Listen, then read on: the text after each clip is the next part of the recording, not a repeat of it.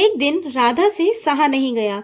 उसने अपने ससुर से कहा, पापा जी, आज रात आप मेरे कमरे में आना, मुझे आपसे एक जरूरी बात करनी है।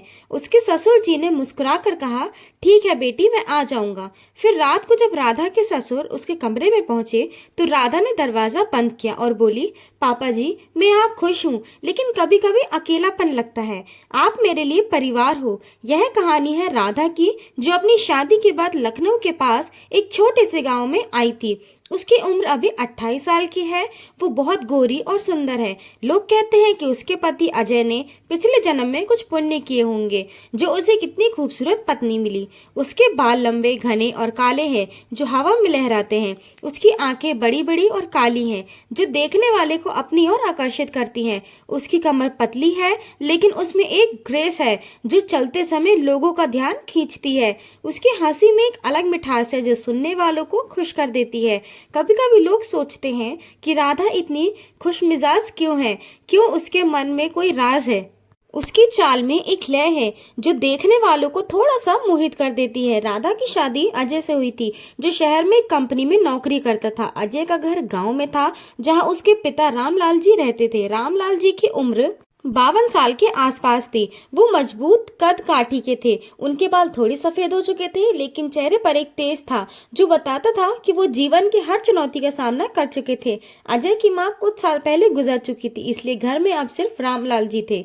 अजय को काम की वजह से ज्यादातर बाहर रहना पड़ता था, इसीलिए राधा अब घर की जिम्मेदारी संभाल रही थी। जब राधा पहली बार घर आई तो रामलाल जी ने बड़े प्यार से उसका स्वागत किया। बेटी, अब यह घर तुम्हारा है, जो चाहिए बेझिझक कहना, उन्होंने कहा। राधा ने शर्माकर सिर हिलाया, लेकिन उसके मन में थोड़ी घबराहट थी। वो सोच रही थी कि अकेले ससुर के साथ कैसे एडजस्ट करेगी, लेकिन वो जानती थी कि रामलाल जी नेक दिल इंसान है।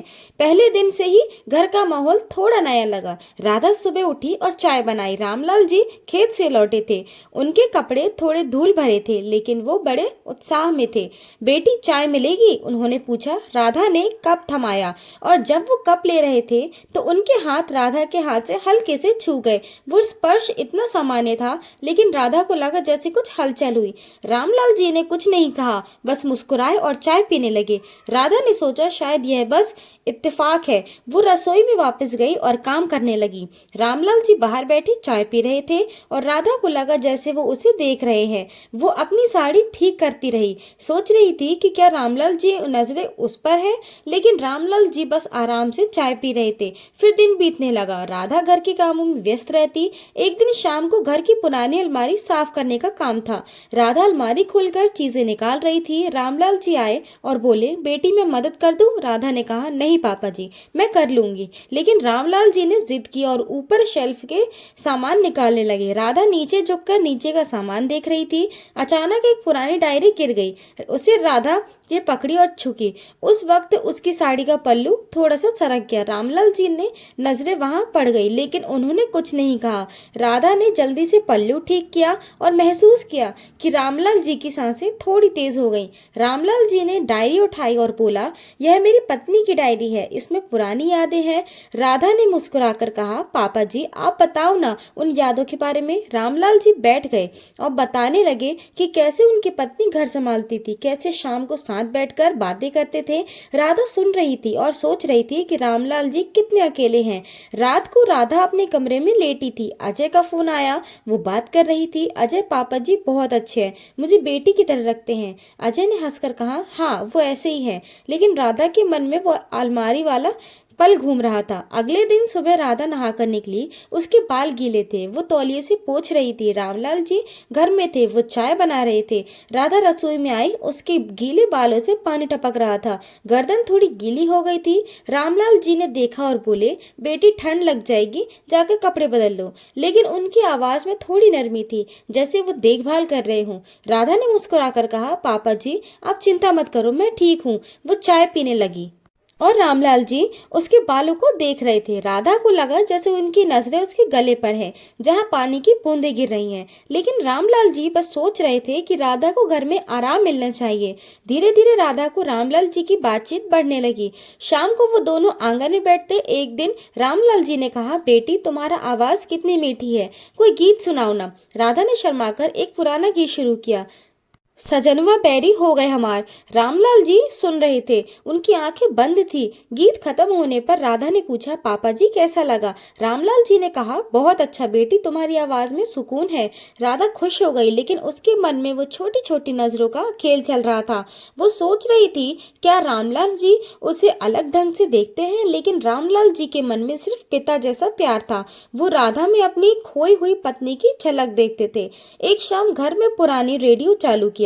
राधा हल्के से नाचने लगी। रामलाल जी हंस रहे थे। राधा घूमी, उसकी साड़ी का घेरा फैल गया। रामलाल जी की नजरें उसके पैरों पर पड़ी, जहां पायल की आवाज आ रही थी। राधा ने देखा कि रामलाल जी मुस्कुरा रहे हैं, लेकिन उनकी मुस्कुराहट में गहराई थी। वो रुक गई और बोली, पापा जी आप भी नाचो ना। रामलाल जी ने मना किया, नहीं बेटी, मेरी उम्र हो गई। लेकिन राधा ने हाथ पकड़ा और खींचा। रामलाल जी का हाथ संयोग से राधा की कमर पर लग गया। वो दोनों रुक गए।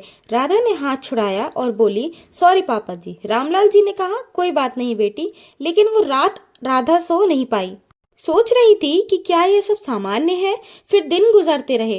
राधा अब रामलाल जी की मदद से घर पे काम करती। एक दिन वो दोनों घर की छत पर गए, क्योंकि वहां कुछ ठीक करना था। राधा ऊपर चढ़ी, उसकी साड़ी हवा में उड़ रही थी। रामलाल जी ने नीचे से देख रहे थे। ऊपर पहुंचकर राधा ने कहा, पापा जी आ जाओ। रामलाल जी चढ़े, दोनों छत पर खड़े हो गए।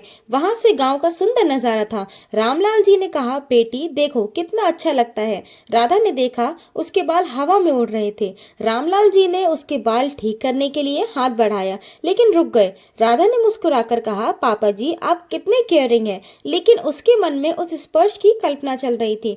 रात को राधा बिस्तर पर लेटी थी। अजय का फोन नहीं आया। वो उदास हो गई। रामलाल जी कमरे से के बाहर से गुजर रहे थे और बोले, बेटी सो गई? राधा ने कहा, नहीं पापा जी, नींद नहीं आ रही। रामलाल जी अंदर आए, बिस्तर के पास बैठे। क्या बात है, उन्होंने पूछा। राधा ने कहा, अजय का फोन नहीं आया। रामलाल जी ने उसके सिर पर हाथ रखा। वो व्यस्त होगा बेटी, चिंता मत करो। उसका उनका हाथ राधा के सिर से सरक कर कंधे पर आ गया। राधा को लगा जैसे गर्माहट फैल रही है, लेकिन रामलाल जी ने हाथ हटा लिया। वो पुरानी कहानियां सुनने लगे। राधा सुन रही थी। धीरे धीरे उसकी आंखें बंद हो गई। रामलाल जी उसे सोता देख मुस्कुराए और चले गए। अगले दिन राधा उठी, रामलाल जी के लिए नाश्ता बनाए। वो दोनों साथ बैठकर खा रहे थे। राधा ने कहा, पापा जी कल रात आपकी कहानियां अच्छी लगी। रामलाल जी ने हंसकर कहा, बेटी तुम्हें पसंद आया तो मैं रोज सुनाऊंगा। राधा मुस्कुराई। अगले दिन राधा घर साफ कर रही थी। रामलाल जी बाहर से आए। राधा झाड़ू लगा रही थी झुककर। रामलाल जी ने देखा, उसकी नजर थोड़ी झुकी। राधा ने महसूस किया और सीधी हुई। पापा जी चाय? उसने पूछा। रामलाल जी ने कहा, हाँ, लेकिन उनकी आवाज थोड़ी भारी थी। शाम को वो दोनों आंगन में बैठे। रामलाल जी ने कहा, बेटी तुम्हारी मुस्कान में मेरी पत्नी की याद आती है। राधा ने कहा, पापा जी आप उनकी बातें बताओ, आपका मन हल्का हो जाएगा। रामलाल जी बताने लगे कैसे वो साथ घूमते थे, छोटी छोटी बातों पर हंसते थे। राधा सुन रही थी और सोच रही थी कि रामलाल जी कितने अच्छे हैं। वो बोली, पापा जी आप कभी भी जवान लगते हो। रामलाल जी ने हंसा, कहा, बेटी उम्र तो हो गई। राधा ने कहा, नहीं पापा जी, आज भी आप खेतों के काम से ही नहीं थकते। फिर एक दिन राधा को सिर दर्द हुआ। रामलाल जी ने कहा, बेटी लेट जाओ, मैं तेल लगाता हूँ। राधा लेट गई। रामलाल जी उसके सिर पर तेल मालिश करने लगे। उनकी उंगलियां राधा के बालों में घूम रही थी। राधा को अच्छा लग रहा था। वो आंखें बंद कर सोच रही थी कि यह देखभाल कितनी अच्छी है। रामलाल जी धीरे धीरे मालिश कर रहे थे। उनकी उंगलियां गले की तरफ सरकी। राधा की सांस तेज हो गई, लेकिन रामलाल जी ने रुककर कहा, बेटी अब ठीक है? राधा ने हाँ कहा, लेकिन उसके मन में वो सुकून बाकी था। धीरे धीरे राधा और रामलाल जी की बॉन्डिंग मजबूत हो रही थी। वो दोनों खाना साथ बनाते, बातें करते। रामलाल साथ जी को छोड़ते। पापा जी के आपकी मूछें कितनी स्टाइलिश हैं, गांव की आंटियां तो आप पर फिदा होंगी। रामलाल जी हंसते, बेटी क्या बोल रही है? लेकिन राधा की बातों में थोड़ा मजाक होता, जो रामलाल जी को थोड़ा हंसाता। राधा सोचती कि शायद रामलाल जी भी एंजॉय करते। एक रात घर में पुरानी एल्बम निकाला। राधा को रामलाल जी बैठकर देखने लगे। फोटो में रामलाल जी की पत्नी थी। राधा ने कहा, पापा जी वो कितनी सुंदर थी। रामलाल जी उदास हो गए। राधा ने उनका हाथ पकड़ा। पापा जी मैं हूं ना अब। रामलाल जी ने हाथ दबाया। राधा को लगा जैसे सुकून मिला। वो दोनों देर तक बैठे रहे, हाथ में हाथ डाले। रामलाल जी यादों में खोए थे। राधा ने कहा, पापा जी आप चिंता मत करो, हम आपके साथ हैं। फिर समय बीतता गया। अजय आया एक दिन लेकिन जल्दी चला गया। राधा फिर अकेली। रामलाल जी अब राधा के साथ ज्यादा समय बिताते। एक दिन वो दोनों घर की पुरानी चीजें ठीक कर रहे थे। राधा एक बॉक्स उठा रही थी। रामलाल जी ने मदद की। बॉक्स गिरते गिरते बचा। रामलाल जी ने राधा को पकड़ लिया। राधा उनके सीने से लग गई। उसकी सांसें रामलाल जी की सांसों से मिल गई। वो दोनों अलग हुए लेकिन आंखें मिली। राधा ने कहा, पापा जी। रामलाल जी ने चुप रहकर कहा, सावधान रहना बेटी। राधा अब सोचने लगी कि क्या यह बॉन्डिंग कुछ ज्यादा है, लेकिन वो जानती थी कि यह परिवार का प्यार है। फिर भी वो रामलाल जी को छेड़ती रहती। रामलाल जी राधा को बेटी मानते, लेकिन राधा की हरकतें उन्हें थोड़ा खुश रखती। अगले दिन राधा से रहा नहीं गया तो उसने रामलाल जी से कहा, पापा जी आज रात आप मेरे कमरे में आना, कुछ काम है। रात को जब रामलाल जी राधा के कमरे में गए तो राधा ने उसका दरवाजा बंद किया और बोली, पापा जी मैं चाहती हूँ कि हम दोनों और ज्यादा समय साथ बिताएं। आपकी कहानियां सुनकर मुझे घर जैसा लगता है। रामलाल जी मुस्कुराए और बोले, बेटी मैं हमेशा तुम्हारे साथ हूँ। वो दोनों देर तक बातें करते रहे, पुरानी यादें साझा करे। राधा को लगा जैसे उसका अकेलापन दूर हो गया। रामलाल जी ने कहा, बेटी तुम इस घर की रोशनी हो। राधा खुश हो गई। अगली सुबह वो दोनों फिर साथ नाश्ता कर रहे थे और राधा सोच रही थी कि यह बॉन्डिंग कितनी खूबसूरत है। दोस्तों आगे इस कहानी में क्या क्या होता है यह सब आपको अगले भाग में पता चलेगा, इसलिए बने रहिए। आप हमारे चैनल के साथ। मिलते हैं अगले भाग में।